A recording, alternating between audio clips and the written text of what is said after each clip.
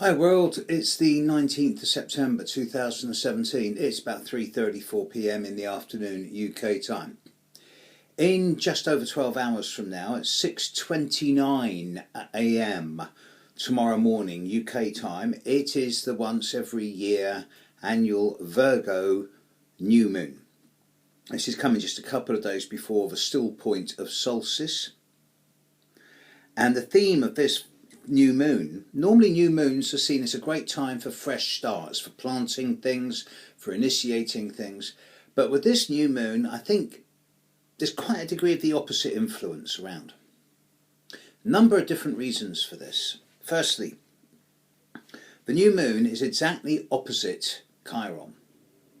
Now, bearing in mind there's a number of oppositions in the chart over the next few days, it seems to me that there is the potential here with this new moon for self-sabotage, for overreaching, overstretching, going over the top, biting off more than you can chew, making things larger than life, and ending up sabotaging oneself by allowing oneself to be used as a springboard for other people's success without them even saying thanks, let alone taking you with them, leading to individuals being taken for granted, used and abused.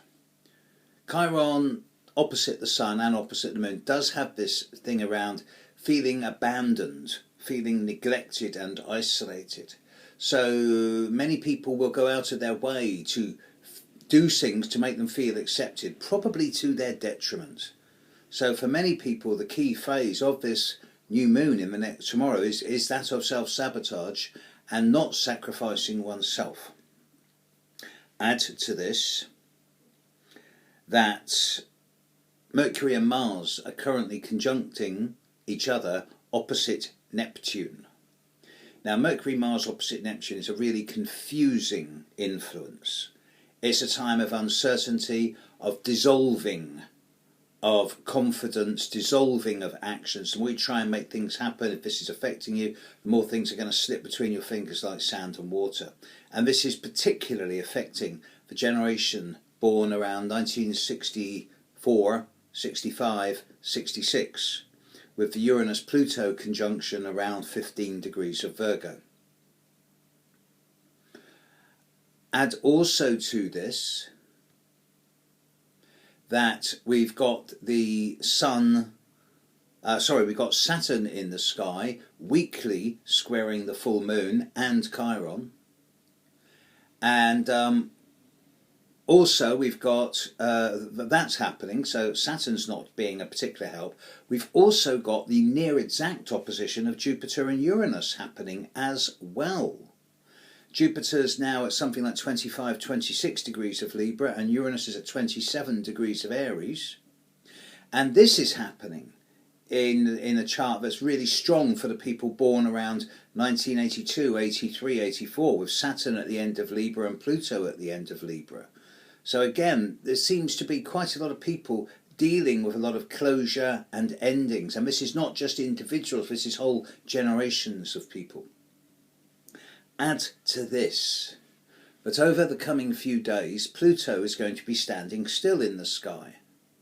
And it's going to be standing still at a position which is the last station it makes before it moves forward and conjuncts the 1993-94 conjunction of Uranus-Neptune. Again, this points to transformation, endings, closure, new beginnings. And it seems to me that with the current sort of doom and gloom and death and disaster that's around the world, in floods of refugees, in hurricanes, and in just general disaster worldwide, it seems to me that just when you think it can't get any worse, it is. And the need for some type of complete rethink of the way humanity governs itself and reacts to situations is becoming imperative. Otherwise, the race is going to ultimately end up in entropy and decay and collapsing in on itself. As a client was saying to me just the other day, who's been around since 10 years younger than me, who's in their early 70s, it seems as if the human race is always almost run, and that every day there's new doom and disaster, as well as wonderful new technology and wonderful new aspects to spirituality. So it's a real toss-up to see whether the doom and gloom outweighs or gives in to the positive outcomes. So as an astrologer, looking at the times right now, this new moon is not a particularly auspicious time for fresh starts and new beginnings.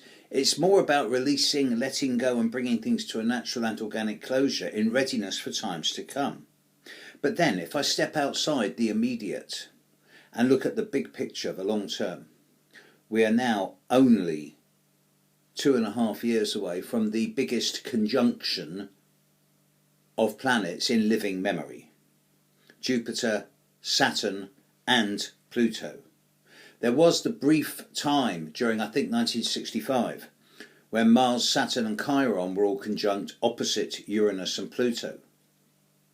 But that was an opposition. This is a conjunction. For 2020, this is the game changer.